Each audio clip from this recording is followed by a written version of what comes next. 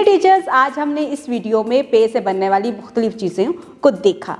पहले हमने पे की आवाज़ की पहचान की, पे की शक्ल की पहचान की, आधी शक्ल की पहचान की और इसके साथ ही साथ हमने पे से शुरू होने वाली बहुत सी नई चीज़ों के नाम भी सीखे हैं।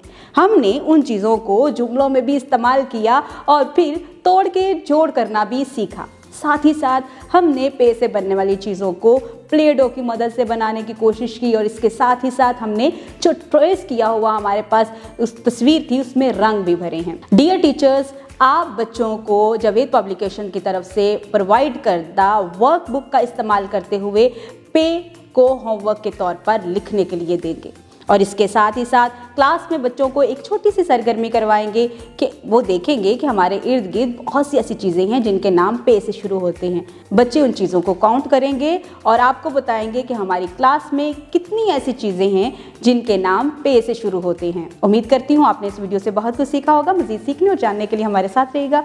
मिलते हैं अगली वीडियो में, तब तक अपना बहुत सारा ख्याल रखिएगा। खुदा हाफिज़।